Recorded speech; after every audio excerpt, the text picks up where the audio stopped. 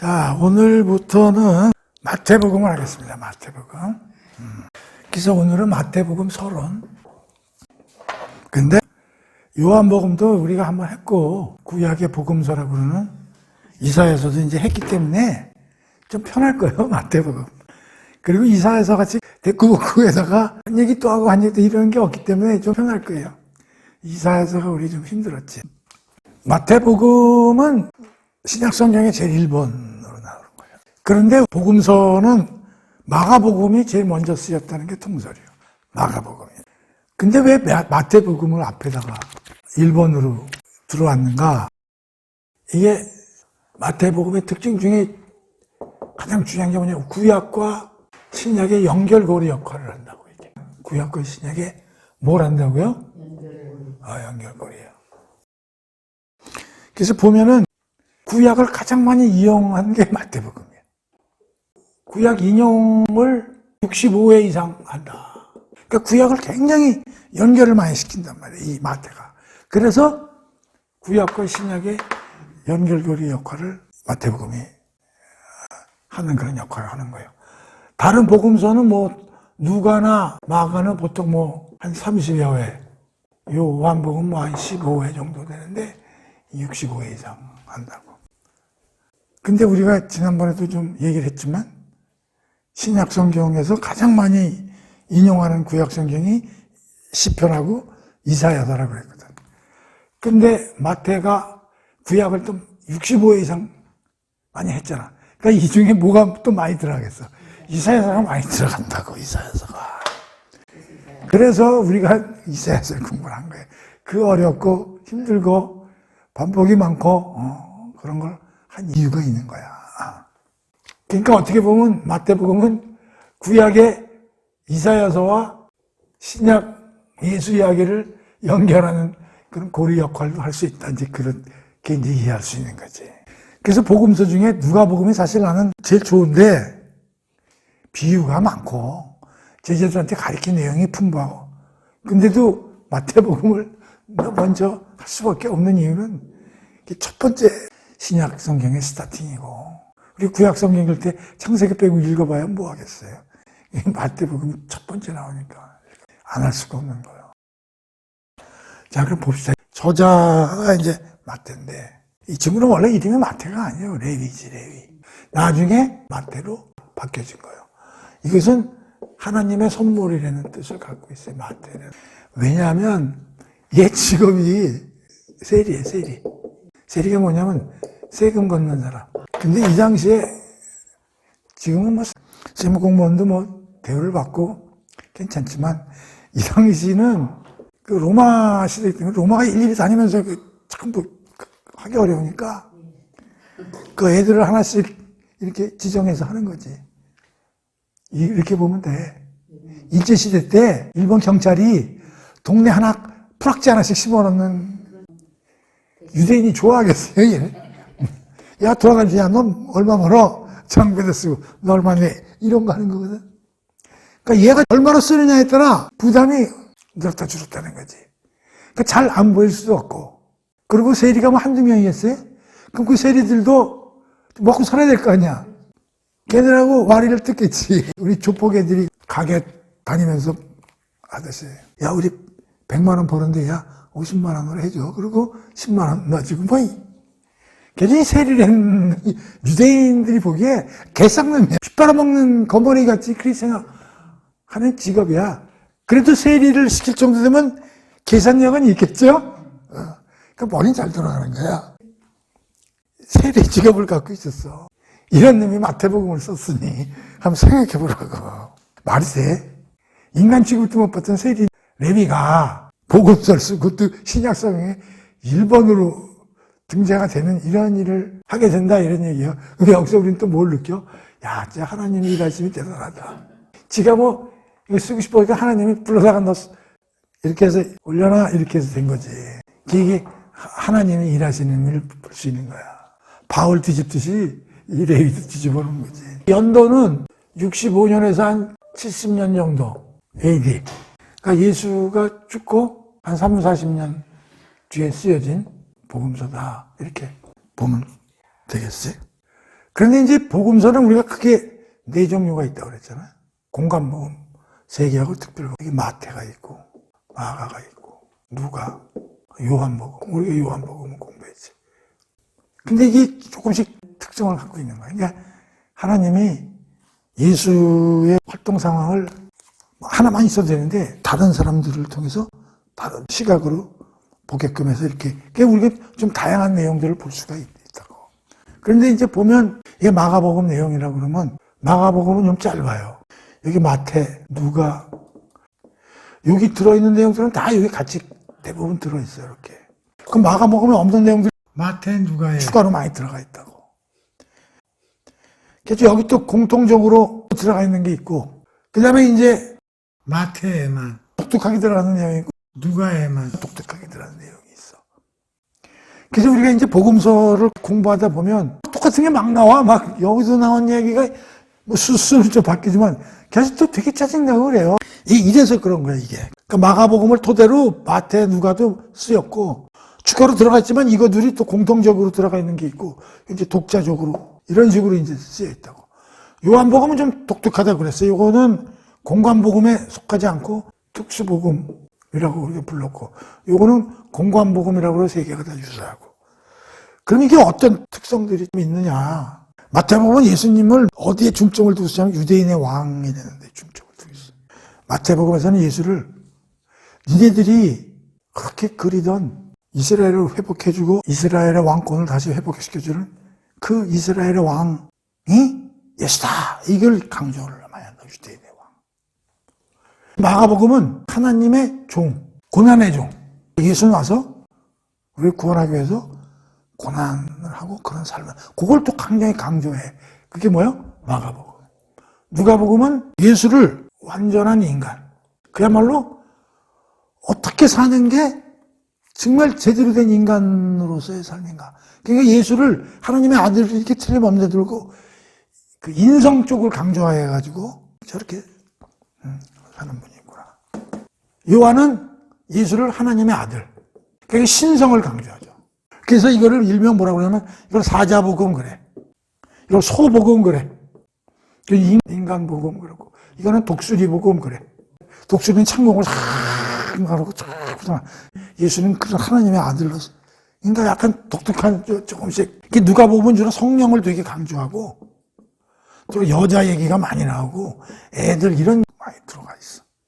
근데 우리는 지금 마태복음을 공부하는 건데 이건 완전히 뭐요? 유대인의 왕이라는 거예요. 그러니까 특히 이제 왕권이 막 다윗부터 쭉 나오다가 어디서 왕권이 무너져요? 바벨론한테 망하면서 포로로 가면서 그 위에 돌아오지만 나라를 회복한 건 아니잖아. 로마나 페르시아, 알렉산더 그런 지휘하에 있는 거니까. 그러면은 왕이 없어졌는데 희망도 없는데 어떻게 되냐. 그러나 구약에서 보면 선지자들이 얘기한 어떤 메시아가 오는데 우리가 이사야에서도 봤지만 여호와의 종, 그 어떤 사람이 오는데 그 사람이 우리가 지금 나라도 잃고 그러지만 우리를 다 회복시켜 줄 거야. 그래서 그 메시아 사상, 그러니까 일반 메시아에서 어떤 고유적인 메시아 사상이 특히 포로로 가고 돌아올 때부터 엄청난 메시아 사상이 폭발적으로 민간인들 사이에서 시작되는데 그때 메시아는 단순히 기름 부은 자 그런 개념이 아니라 하나님이 보내서 우리를 회복시켜줄 이스라엘 왕조를 다시 회복시켜줄 그 사람, 그리고 그 사람이 결국 우리의 왕이고 다윗 왕조를 이어갈 그 왕, 그 메시아, 이렇게 사상이 변한다고. 그걸 강조하는 게 마태. 예수가 왔는데 니네들이 수백 년간 기다리던 그 사람이다. 그리고 우리 이스라엘을 회복시켜줄 사람이고 다윗 왕을 이을 그 사람이 예수다라는 걸 강조하는 게 마태복음이에요. 그래서 사자복음이라고 해서 마태복음은 좀 내용이 웅장하고 큰 석조 같은 집으로 구축된 복음서의 역할을 마태복음이 하고 있다라고 신학자들이 이렇게 또 구분을 하고 그래요. 이것도 참고로 사자복음, 소복음, 남복음, 독수리복음. 소를 보면 참 안타깝고 소는 항상 희생동물로서 알려지고 있잖아요. 그렇죠? 아, 예수님은 사자도 되고 왕, 소도 되고 완벽한 인간도 되고 독수리도 되는구나. 그러니까 우리가 어떤 건물을 볼 때 위에서도 보고 옆에 평면도로도 보고 그래야 완벽하게 보듯이 마태복음에 이런 특징을 가지고 있다. 그리고 이제 마태복음을 보면 그게 1부, 2부로 나뉘는데 이것이 28장이거든요. 요한복음은 어디서 갈린다 그래서 1부하고 2부가. 13장에서부터 갈려요. 1에서 12, 13에서 21 이렇게 갈린다고. 요한복음도 앞에서는 모든 사람들을 대상으로 설교도 하고 그렇게 하죠. 근데 거기서 나오는 건 뭐야? 전부 죽이려고 그러는 거죠. 그래서 13장부터는 누굴 대상으로 얘기가 진척되냐면 제자들만 데리고 진척되는 그 갈림길이 12장하고 13장 이렇게 갈린다고. 마태복음도 13장 중반쯤부터 갈려요. 그래서 여기는 주로 대중들에게 얘기가 많이 여기서부터 드디어 제자 위주로. 여긴 특히 갈릴리 지역에서 많이 일하실 때 이야기가 나오고 여기는 예루살렘. 여기도 뭐 요한복음에서 봤지만 치열한 예수님에 대한 비판과 비난이 빗발치겠지. 그래서 여기서부터는 제자 위주로. 그래서 그 마태복음도 13, 14장에서 갈린다. 그런 이제 마태복음에서 이제 중요한 5대 강론 설교가 이제 포함되어 있다고 이제 학자들이 얘기를 해요. 왜? 5가지 설교. 큰 묶음으로. 그러니까 우리가 보통 성경 보면은 예수가 한 말은 빨간 글씨로 신약 성경에는 주로 많이 쓰여 있거든. 그러면 이제 이 5 덩어리에는 빨간 글씨가 많은 거지. 왜? 예수가 계속 가르침이 많이 나올 테니까.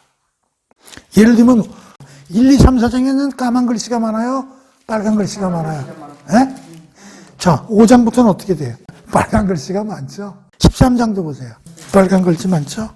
10장 보세요, 10장. 빨간 글씨. 그래가지고 그게 5개로 뽑아봤는데 첫 번째가 산상설교예요. 우리가 산상설교, 산상수훈이라고 얘기하는 엄청 중요하죠? 이게 5장에서 7장까지 나와요. 무지하게 중요해요. 그러니까 마태복음 사실 공부하는 이유는 이 산상수훈이 굉장히 중요하다고. 예수님이 첫 번째로 대중을 위해서 그 깊은 가르침이 이제 설파되는 게 산상수훈, 5, 6, 7장에서 나와요. 대단히 중요한 거예요. 두 번째가 이제 파송을 해, 그 제자들을. 전도 명령을. 그래서 우리가 파송, 설교 또는 그 선교 명령하시는 명령과 관련한 이게 이제 몇 장이냐면 10장이에요. 파송 보내면서 거기서 해야 될 일, 지침도 주고 뭐 이제 이런 걸 하시는 얘기 이제. 세 번째는 이게 대단히 중요한 건데 하나님 나라, 다시 말해 천국 비유 설교. 이 13장에 나와요. 여기 유명한 씨 뿌리는 비유 이런 것들이 이제 하나님 나라를 비유로 설명하는 그런 설교 파트가 13장에 굉장히 나오고. 네 번째가 이제 하나님 나라 안에서의 관계들. 그러니까 하나님 나라 안에서는 도대체 어떤 일들이 이루어지는 거고 그 특징들이 뭐냐 뭐 이런 거. 이게 18장. 마지막에는 이제 심판하고 종말 설교. 이게 이제 23장에서 25장. 그렇게 해가지고 마태복음은 예수님이 얘기하시는 게 이렇게 5개 큰 덩어리가 있다. 그래서 5대 강론이라고 해가지고. 다 중요하지만 산상수훈이 이거 중요하고요. 하나님 나라 이거 중요하고. 그래서 어떤 신학자들은 이거를 구약의 모세오경과 마태복음의 5개 설교가 이렇게 딱 매칭이 돼서 성경 구성됐다 이렇게 얘기하는 사람인데 그건 좀 너무 나간 것 같고. 그러나 어쨌든 마태복음에는 이렇게 큰 가르침이 들어가 있겠구나. 그걸 이제 알자 이런 얘기지. 그리고 13장하고 여기쯤에서 이제 전반부하고 후반부 갈리고 여기서는 주로 갈릴리 지역에서 예수님이 일했고 여기는 주로 예루살렘.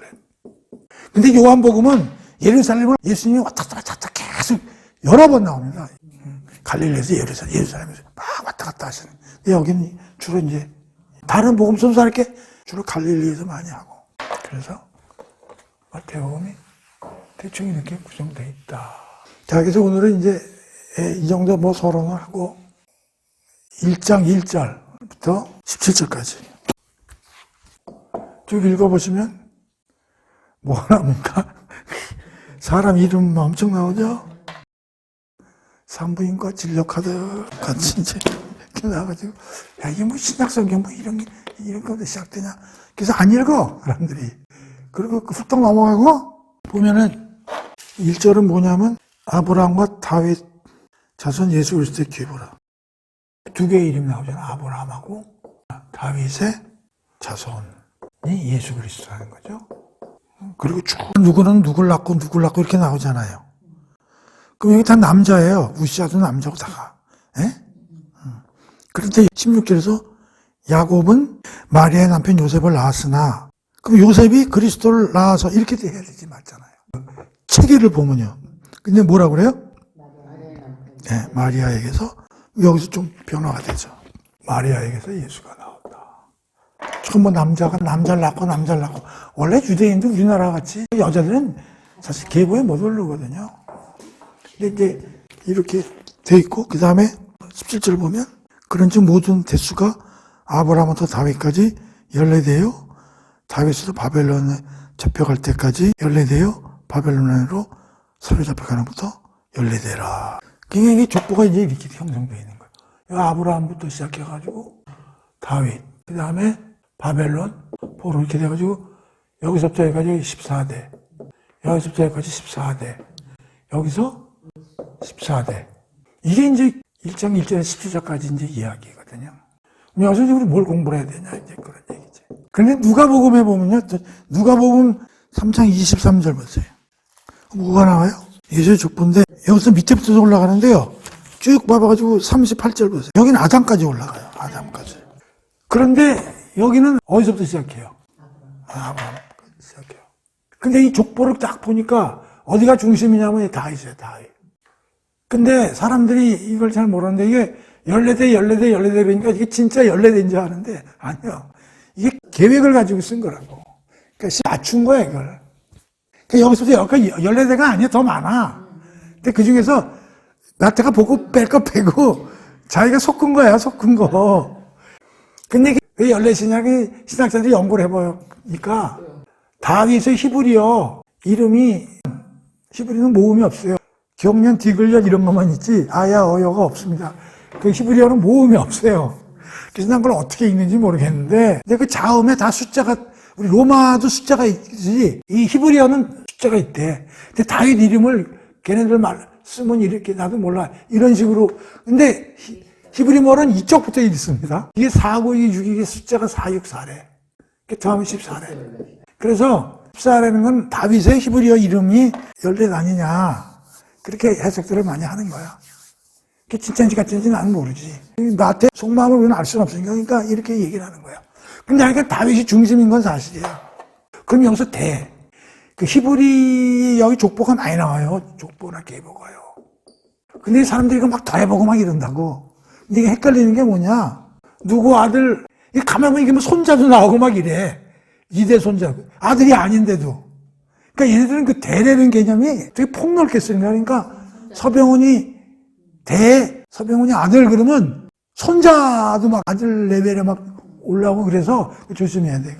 우리가 뭐 그런 것까지 밝힐 건 아니지만은 어쨌든 이렇다 이런 얘기야. 그러면 마태가 처음 시작을 이 계보로 시작하는 뭐 이유가 있을 거 아니에요.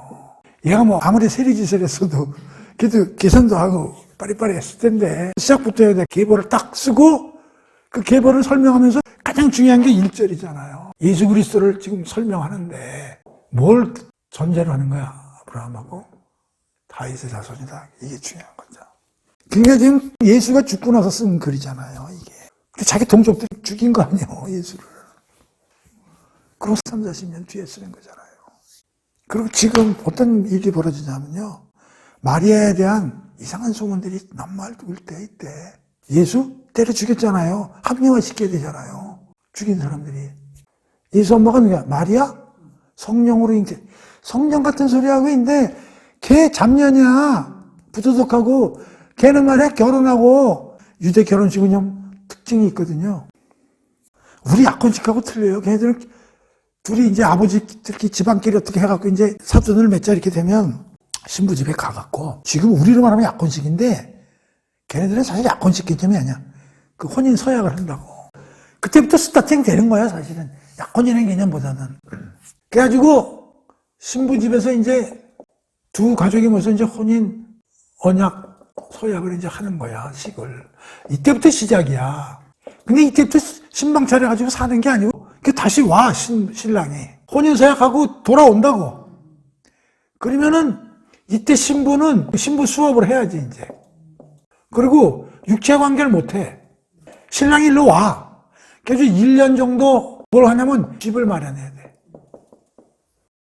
지금 언제 다시 돌아갈지는 아무도 몰라. 누가 결정하냐면 신랑 아버지가 결정해. 그래, 됐다 이제. 그럼 다시 가. 그래서 여기서 잔치를 벌여. 그래서 여기서 합방을 해. 이런 거거든요. 그러니까 이게 1년이라는 세월이 걸리니까 마리아가 요셉의 섹시라고는 결정이 된 거야. 근데 그 중간에 일이 벌어진 거야. 조금 이따 나가겠지만 요셉이 집에 와서 있는데 이상한 소문이 들린 거야. 야, 네 마누라 점점 배가 불러온다더라. 요셉이 얼마나 황당했어요. 아니, 감히 소문이 들려. 야, 마리아 배가 불러온댄다. 점점 지난번보다 좀 많이 나갔던데 배가. 뭐 이런 거야. 그 예수를 죽인 유대인들 입장에서는 자기들이 죽였으면 또 합류해야 되잖아요. 하나님의 아들은 뭐 개뿔이 아들이야. 신성모독으로 때려 죽였는데 걔 씨도 모르는 애야. 우리는 뭐 후레자식이야. 이제 뭐 이런 거죠. 그 마태가 여기서 얘기하는 건 그거야. 아니야. 이런 아브라함하고 다윗 자손이라니까. 근데 유대인은 아브라함하고 다윗이랑 굽떡 죽거든요. 우리나라로 말하면 세종대왕 이순신이야. 우리나라도 뭐니 해도 세종대왕 이순신 아니에요? 근데 말만 그렇게 하면은 안 되잖아요. 그러니까 그 당시 그 제자들이요. 요한복음 쓴 게 예수가 하나님 아들님을 증거하기 위해서 쓴 거 아닙니까? 하나님 아들을 증거하기 위해서. 지금 마태는 아브라함하고 다윗 자손이라니까 그걸 증거하고 싶은 거야, 얘는. 근데 구약 성경에서 제일 중요한 게 아브라함 언약이고요. 다윗 언약이거든요. 그건 하나님이 맺은 언약이거든요. 그 유대인들은 이건 다 아는 거야. 이건 아브라함하고 왜 다윗이 이순신하고 세종대왕이냐면, 우리 이순신 하면 뭐야? 세계 최고의 장군, 바다의 왕, 제왕. 세종대왕은 우리나라 국어를 만든 이렇게 딱 되잖아. 아브라함, 하나님이 나라가 만들기 전에 약속이 내려진 사람. 다윗, 하나님 나라로서의 왕의 최고의 왕으로 하나님이 정해주고 그의 한 약속 이거거든요. 찾아봐야 되잖아요. 찾아봐야 되는데 다 이거 창세기 때도 공부하고 하는 거지만 창세기 13장 14절에서 15절 롯이 아브라함을 떠난 후에 여호와께서 아브라함에게 이르시되 너는 눈을 들어 너 있는 곳에서 북쪽과 남쪽 그리고 동쪽 서쪽을 다 이렇게 훑어봐라. 보이는 땅을 내가 너와 네 자손에게 주리니 영원히 이르리라.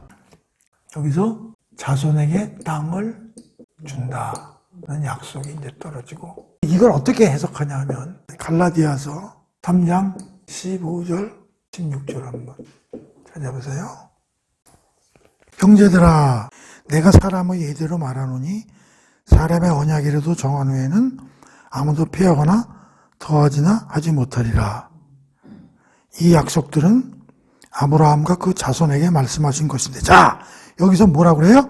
이 약속들은 누가 아브라함과 그 자손에게 말씀하신 것인데 여럿을 가리켜 그 자손들이라가 하지 아니하시고 오직 한 사람을 가리켜 네 자손이라 하셨으니 곧 그리스도라. 자 여기서 창세기 15장 14, 15절에 나온 거에 대한 해석을 해주는데 이 약속은 하나님이 아브라함에게 하신 약속이잖아요. 일반 약속은 사람들 사이에서도 지켜지는 게 원칙인데 하나님이 한 약속이니 당연히 지켜진다 이렇게 얘기를 하는 거죠. 근데 거기서 아브라함이 네 자손에게 이 모든 땅을 준대 그 자손이 뭐라고 그래? 복수형으로 안 돼 있고 단수형으로 했는데 그게 누구라고? 예수다.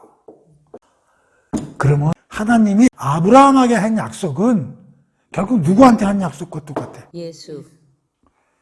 그러니까 이 창세기 13장 14절 15절은 다시 말하면 무슨 뜻이냐면 하나님이 그리스도를 통해 하나님 나라를 만드시겠다는 약속이다 그런 얘기죠.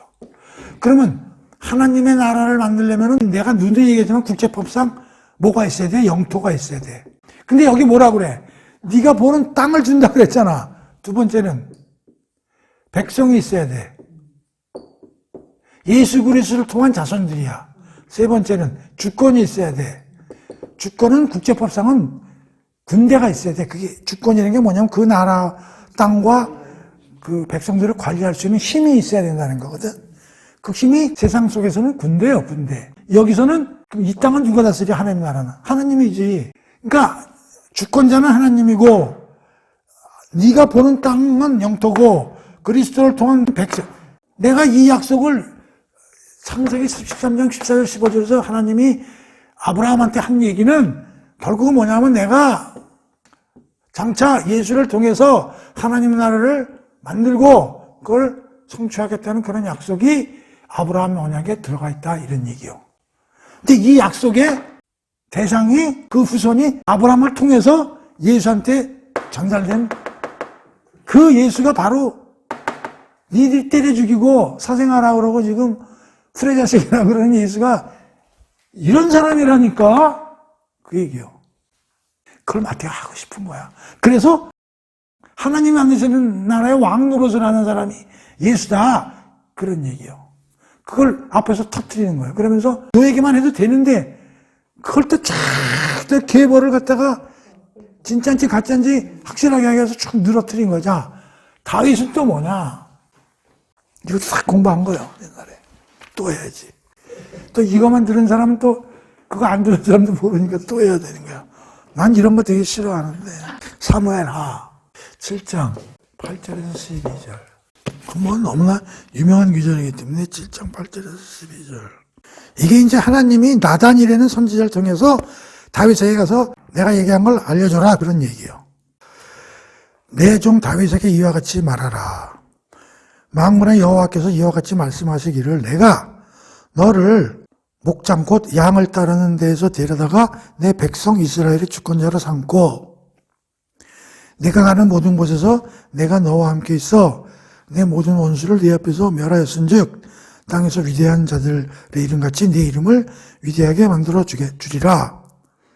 내가 또 내 백성 이스라엘을 위하여 한 곳을 정하여 그를 심고 그를 거주하게 하고 다시 옮기지 못하게 하며 악한 종류의 전과 같이 그들을 행하지 못하게 하여 전에 내가 사사에게 명령하여 내 백성 이스라엘을 다스리던 때와 같지 아니하게 하고 너를 모든 원수에게 벗어나 편히 쉬게 하리라. 여호와가 또 네게 이르노니 여호와가 너를 위하여 집을 짓고 여기 중요해. 여호와가 너를 위하여 집을 짓고 네 수완이 차서 내 조상들과 함께 누울 때에 내가 네 몸에서 날 내 씨를 내 뒤에 두어 그의 나라를 12절이요. 12절에 내가 내 몸에서 날 내 씨를 내 뒤에 세워 그의 나라를 견고하게 하리라. 그는 내 이름을 위하여 집을 건축할 것이요 나는 그의 나라 왕위를 영원히 견고하게 하리라. 자, 이게 뭐냐면 유명한 다윗 언약인데 이런 거예요. 다윗이 이제 나라도 통일을 하고 좀 안정이 됐어. 그래서 이제 하나님한테 오지랖 넓게 이제 이렇게 기도를 한 거야. 하나님, 이제 나라도 좀 편안해지고 했으니 하나님이 이제 쉴 집을 하나 제가 만들어 드리겠습니다. 성전을 하나 만들겠다는 거야. 옛날에 성전이랑 그냥 텐트였거든요. 그리고 법궤도 없어졌어요. 난리법석지는. 법궤도 이제 찾았어. 그러니까 하나님이 뭐라고 그러냐면 네가 내 집을 지어준다고? 웃기고 있네. 야, 이 세상이 다 내 집인데 뭐 네가 나를 집을 지어준다고 하면서 거꾸로 내가 네 집을 지어줄게 이렇게 된 거야. 하나님이 내가 내 집을 지어주고 내 씨를 계속 만들어가지고 다윗 왕국이 영원히 멸절하지 않고 이을 수 있도록 내가 해줄게. 그 약속을 한 그게 다윗 언약이에요. 근데 여기서 그 내 씨가 누구냐? 당장은 누구예요? 솔로몬이고요. 장차 누구예요? 예수를 얘기하는 거다. 그러니까 여기서는 예수님을 통해서 하나님 나라를 만들어 나가겠다는 게 아브라함 언약이고 다윗 언약에서는 그 나라가 영원히 존재한다 이런 얘기지. 그러니까 여기서 밭에는 그 얘기를 하고 싶은 거야. 예수가 아브라함하고 다윗의 자손이라니까. 여기서 단수로 나온 그 자손, 여기서 나온 그 넷이. 그래서 하나님이 결국 아브라함하고 다윗을 통해서, 그러니까 하나님 약속이 대단히 중요한 거야. 그러니까 아브라함하고 다윗은 그냥 약속만 받은 건데, 그래서 하나님 왕국의 핵심이 예수고 하나님 나라의 왕이 예수다. 그 얘기를 하고 싶어서 지금 이렇게 이제 한 것이죠. 그래서 아브라함과 다윗이 이렇게 나오는 거야. 누가복음에는 하나님하고 아담까지 올라가지만 마태는 아이 귀찮아, 아담 빼버려. 그 뭐 하나님 말씀도 안 듣고 뭐 이런 거야. 그러니까 딱 아브라함하고 다윗 이렇게 얘기를 한 거죠. 그런데 다 좋은데, 근데 사실상 보면 예수는 다윗의 피가 안 섞였어요. 피 섞였어요? 아니, 성령으로 잉태됐는데 뭐 무슨 예수가 뭐 다윗의 피가 섞여요? 지금 다윗하고 피도 안 섞였어, 사실은 예수는. 그런데 다윗하고 마태가 지금 어떻게 연결시키냐고. 아버지, 이 진짜 아버지는 아니죠. 법상 아버지잖아요, 요셉이. 법상 아버지가 누구의 라인이라고 지금 얘기하는 거예요? 다윗의 라인이라고 족보를 쭉 푼 거예요. 이 족보를 푼 것은 이유는 고적상 마리아와 다윗의 라인으로 들어가 있는데, 그 요셉이 다윗 라인이다, 그 얘기야. 그래가지고 일로 입적된 거지. 그러니까 지금 마태는 혈통을 중요시한 거예요? 법적 라인을 중요시한 거예요?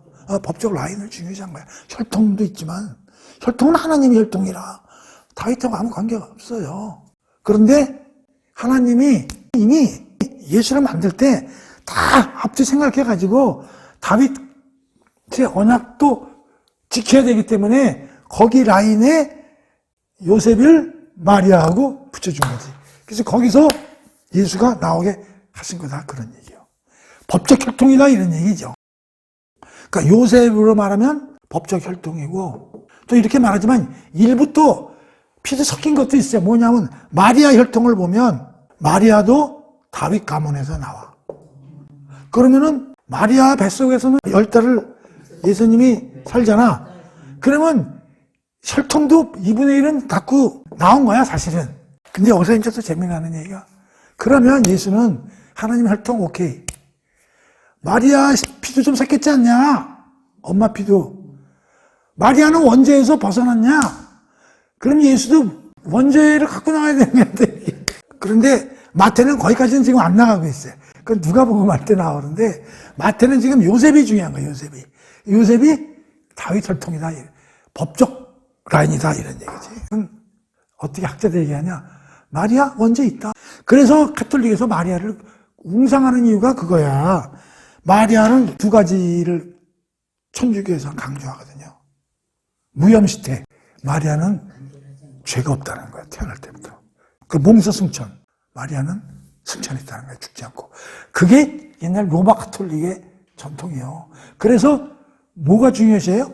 마리아상에 질비한 거예요, 그 성당 가면요. 마리아가 예수를 안고 있다고. 예수보다 누가 더 중요해? 마리아가 더 위야, 엄마니까. 근데 이 엄마는 되게 죄도 없고 죽음도 없어. 그래서 두 가지가 같이 다니는 거야, 마리아한테. 무염시태, 죄가 없다. 몽서승천, 죽지 않고 올라갔다. 굴하지. 그게 천주교, 그 캐톨릭이거든요. 그 마리아를 엄청 숭상하잖아요. 마리아가 잘못되면 예수가 개판나니까. 재밌죠, 사람들이. 그럼 이건 어떻게 설명해야 되냐? 마리아는 사람인데, 우린 천주교하고 다르니까. 그때 성령님이 태어나올 때 죄를 이미 클리어링해서 나왔다. 이제 이렇게 설명하는 거죠. 근데 마태는 지금 요셉이 다윗의 가문임에 틀림없는 거를 줄줄이 쓴 거야. 이 호적 찾아봐라. 니들 내가 틀린 얘기하냐? 이런.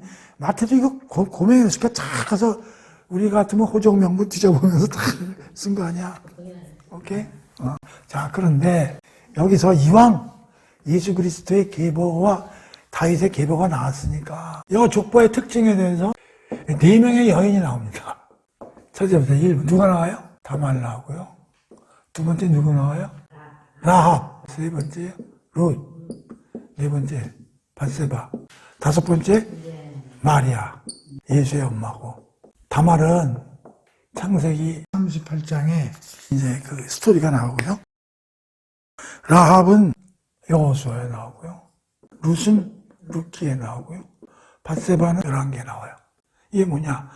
다말은 알다시피 시아버지하고 그 이상한 관계로 어떻게 보면 근친상간이잖아요. 라합은요, 이거는 이방 여인이면서 주모예요, 주모. 창기, 다른 말로 하면. 룻은 모압 여인이에요, 모압 여인. 밧세바는 유부녀예요, 유부녀. 다윗 거야? 간통이죠. 지금 그 예수님 계보에 이 4명의 여인들이 등장하는 거예요. 아주 각양각색이죠. 근친상간의 기생의, 여기 이방 여인의 다윗. 이건 뭐 어떻게 설명해야 돼요? 어떤 사람도 그 족보를 뒤져보면요, 이렇게 찾아오기 되게 어렵거든요. 그러니까 예수님도 이런 데서 나왔기 때문에 어떤 사람도 뭐 예수님 가문에 뭐 우리가 뒤처질 가문이 없는 거죠, 사실 보면. 근데 여기서 이제 중요한 건 뭐냐면 뭐 이방 여인이건 여기 창기건 간에 신분과 지역, 성별, 또 마리아는 좀 선한 여인이라고 치면 이 사람들하고 또 엄청나게 또 여긴 또 레벨이 높잖아, 여기보다. 마리아는 그래도 깨끗하잖아요. 무염시대까지는 아니더라도. 그 다음에 선악, 이런 걸 초월해서 하나님과 예수님은 하나님 나라, 왕국을 건설하고 구원하시고 그러신다는 게 이게 특징이요. 그러니까 기본적으로 이 족보에서 우리가 알 수 있는 건 뭐냐면 예수가 유대인 사람들만 구원하는 게 아니고 여자, 남자, 또 신분, 기생이든 아니든 지역적으로 뭐 이방 지역이든 아니든 또 마리아처럼 순결하든 그렇지 않든 간에 모든 사람들을 다 하나님 나라는 품을 수 있고 다 구원받을 수 있다는 걸 이 계보를 가지고서도 우리가 특징적인 상으로 알 수 있다. 그런 얘기예요. 오케이? 이 예수 메시아 계보가 끊길 우려가 있었는데 역사적으로 이걸 하는 능력으로 이거를 유지해왔다, 이런 얘기예요. 그 중에 대표적인 게 이제 3가지를 설명을 하나 할 텐데, 하나는 창세기에 우리 공부를 했지만 그 메시아는 어디서부터 라인이 형성돼요? 아브라함, 이삭, 야곱, 그 다음에 뭐가 나옵니까? 유다, 그 다음에 뭐가 나옵니까? 베레스죠? 이 베레스에 주목합니다. 이게 뭐냐? 유다가 대를 이어야 되는데 지금 대를 끊기게 생긴 거예요. 아들이 셋이 있는데 아들이 다 하나는 죽고 둘째들도 형수하고 살아야 되는데 그때만 해도 형사 취수, 우리나라 고구려에도 그게 있었는데 형수가 애가 없이 형이 죽으면 동생이 형수하고서 대를 이어야 되는 그런 그 관습과 제도가 있는데 둘째 애가 그걸 거부하는 거예요. 형수하고 사는 거를 자꾸만. 그래서 걔도 죽고 마지막은 막내가 너무 어려서 결혼시키기도 어렵고. 자, 그래가지고 유다가 대가 끊기게 생겼는데 어떤 이유였는지 다말이 뭐 그것까지 그 생각을 했는지 모르지만 며느리가 그래도 이거 대는 이어서 내가 여자라고는 나밖에 없는데 그래서 창세기에 보면 며느리가 꾀를 내서 시아버지가 외부로 나올 때 꼬임을 해가지고 애를 하나 낳는데 거기서 난 큰 애가 베레스다, 이런 얘기예요. 그때 유다는 몰랐지만은 이러한 스토리가 여기서 벌어진다고. 그거는 또 크게 보면 작은 사건으로 보면 불륜이지만 크게 이렇게 예수의 계보라는 전체적인 그림을 놓고 볼 때 다말로 하여금 그런 일을 하게 된 것은 또 어떻게 보면 하나님의 은혜일 수도 있다, 이런 얘기. 그래서 여기서 대가 끊기지 않고 이어졌다, 그런 얘기예요. 창세기 38장에 나옵니다. 거기 보면 시아버지 유다와 며느리 다말 간의 관계가 자세하게 나와 있어요. 두 번째는 요아스 왕의 등극인데요. 요아스. 여기서 잘못하면 라인이 끊길 뻔했다는 거예요. 요아스 왕의 등극 스토리를 보면은 그 굉장히 재미난 게 있는데 남유다의 5대 왕이 열왕기나 그 역대를 살펴보면 5대 왕이 누구냐면 여호람이에요. 여호람. 6대 왕이 아시아고 그 다음에 7대 왕이 아달랴예요. 아달랴. 그리고 8대 왕이 우리가 얘기하려고 그러는 요아스예요. 요아스. 요아스 왕의 등극의 이제 스토리인데, 5대 왕 여호람이라는 친구가 북이스라엘 아방의 딸하고 결혼을 하게 된 거예요. 그러니까 북이스라엘하고 남유다하고 이렇게 사돈을 이제 맺게 되는 거예요. 근데 이 아합이 누구냐면 엄청나게 악한 왕 중에 대표예요, 위에. 근데 그 부인이 더 악해요. 이세벨이라고. 근데 거기서 난 딸이 아달랴야, 아달랴. 아달랴가 결국 여호람의 이제 부인이 되는 거예요. 그게 열왕기 하에 이제 8장 16절에 나와 있는 거예요. 그런데 아하시아가 아들인데 전쟁 중에 죽은 거예요. 그러면 자기가 뭐 섭정을 하든지 그 중에 뭐 아들들이 있든지 누굴 봐가지고 앉혀야 되는데 갑자기 그 권력욕이 그 발동을 해가지고 사거리 근데 자기 아들의 아들 아니에요. 그 몽졸이 죽이는 거예요. 그걸 알아채고 이복 고모가 요아스를 빼돌려가지고 그러면서 아달랴는 왕위를 차지하는 거예요. 그리고 왕 노릇을 하죠. 거기서 성전에서 걔를 키우는 거예요. 그러니까 우리로 말하면 우리 동양인으로 우리나라 같으면 절에서 머리 깎아가지고 애기 중으로 키우면서 걔를 보호하듯이 이런 식으로 그 성전에서 걔를 키운 거예요. 근데 이 고모의 남편이 대제사장. 그래가지고 이 제사장이 나중에 그 세력들을 부합해서 결국 구테타를 시켜서 아달랴를 축출하고 요아스를 결국 왕으로 앉혀서 된 왕이 요아스예요. 그러니까 이 라인도 이복 고모의 눈물겨운 이걸로 이게 보존이 됐다 이런 얘기예요. 그러니까 이 라인도 얼마나 힘들게 보존되는지를 우리가 알 수 있는데 이게 다 하나님의 은총으로 이루어지는 거 아니겠냐 하는 생각이 들어서 여러분들한테 얘기를 해드리는 거예요. 자, 세 번째 스토리가 또 하나 나왔습니다. 여호야킨 스토리인데요. 이사야에서도 배웠지만은 히스기야 왕의 교만을 떨어가지고 결국 하느님으로부터 니네 바벨론한테 망하고 포로까지 될 거라는 예언이 있지 않습니까? 그게 성취가 돼가지고 드디어 이제 그 바벨론 포로 끌려가는 그 시점에 보면 남유다의 왕이 셋이 나오는데 이게 여호야킨이고요. 이게 여호야긴 그리고 이게 시드기야예요. 시드기야. 결국 시드기야 왕 때 완전히 망하는데 열왕기하 24장 12절 17절 열왕기하 25장 7절 27절 찾아볼게요. 자, 여기 여호야킨 스토리를 이제 또 한번 살펴볼 텐데 이 바벨론의 이제 그 망하기 직전에 이제 그 이야기예요. 열왕기하 24장 이제 12절에 보면은 여호야킨은 이제 바벨론에 끌려갑니다. 이제 그 다음에 그 여호야킨 이제 아들이 왕이 돼요. 이제 나이가 18세야. 18세 왕이 되면서 얼마 동안 다스리냐면 석 달이에요. 석 달 동안밖에 못 다스려. 그러면서 12절에 보면은 여호야킨이 그의 어머니와 신복과 지도자들과 내시들과 함께 바벨론 왕에게 나아가 때는 바벨론 왕 18째 해니라. 가지고 어떻게 되냐면 항복을 하는 거예요.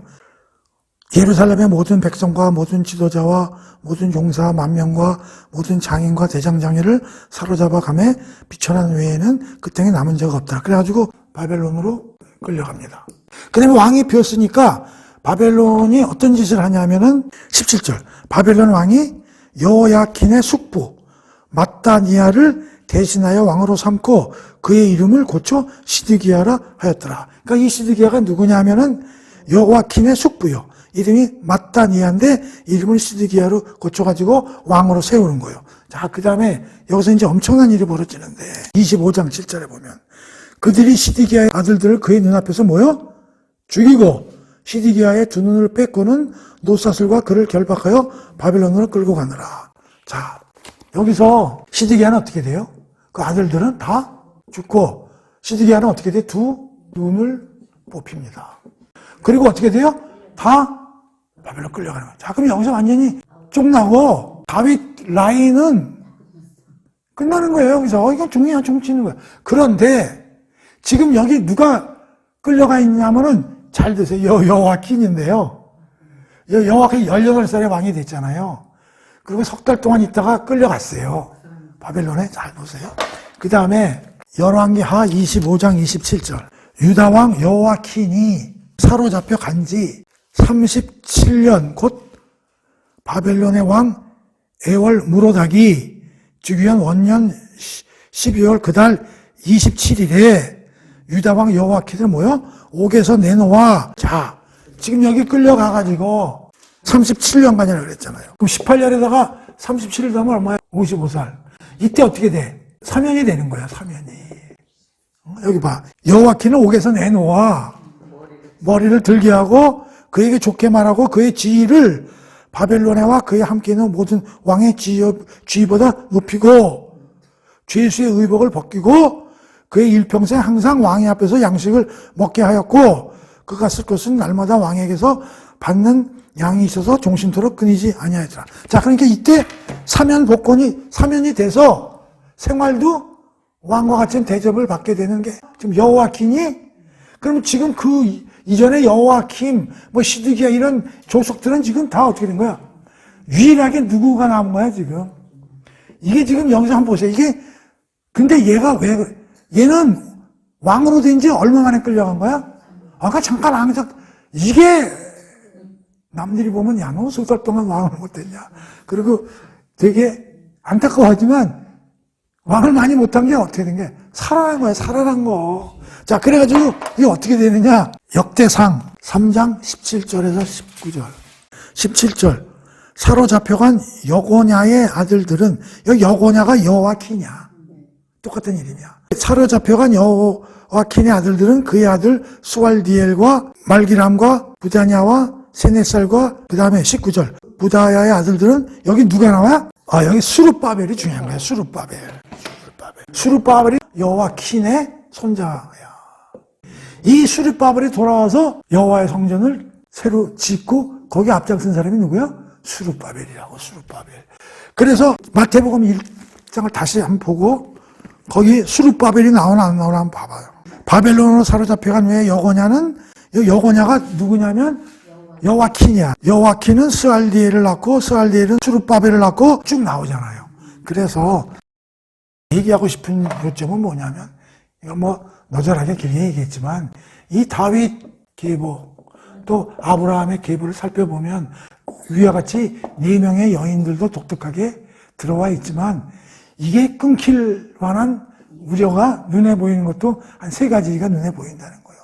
그 유다에서 손이 끊길 수 있는 시점이 있었고 그 다음에 요아스 때 아달랴라는 아주 독한 여인의 그 권력력에 의해서 왕조가 망할 그런 우려가 있었고 마지막 왕조가 멸망해가는 처절한 그 시점에 악랄한 바벨론의 그 권력 앞에 다 그냥 눈이 뽑히고 죽고 난리가 나는 통에 여호와킨이 그나마 3달 동안 앉았다가 어려서 끌려가서 37년 동안 옥에 있다가 사면이 돼서 결국 거기서 나온 손자인 수룹바벨이 돌아와서 이 계보를 읽고 성전을 복원하는 이런 대역사가 일어나는데 인간이 얼마나 악하면서 돌아가는 이 인간의 역사 속에서도 하나님이 그걸 뚫고서 물론 생태적은 아니지만 그 법적인 지위를 요새까지 끊기지 않게 하기 위한 처절한 하나님의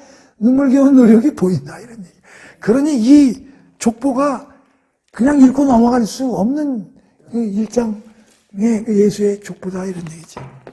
결국 중요한 것은 아브라함과 다윗의 언약을 통해서 하나님이 만드신 예수가 바로 니들이 죽인 그분이 바로 이런 예수다. 하나님의 엄청난 약속에 뒷받침된 분이고 다 없어져가는 이 다윗의 가문의 라인을 인간들의 그 악함으로 대가 끊길 거를 하나님의 눈물겨운 그 열심으로 이어져 나온 예수가 니들이 그 고대하던 그 메시아적 왕, 유대인의 왕인데 그런 왕을 니들이 죽였는데 그게 말이 되느냐 이런 얘기를 하는 거죠. 그래서 하여간 오늘 그 서론 시간에 이 족보하고 이거에 대해서 얘기를 했어요. 그래서 앞으로 하여튼 마태복음을 해나갈 테니까 하여튼 잘 공부해 나가도록 합시다. 자, 오늘 이걸로 끝.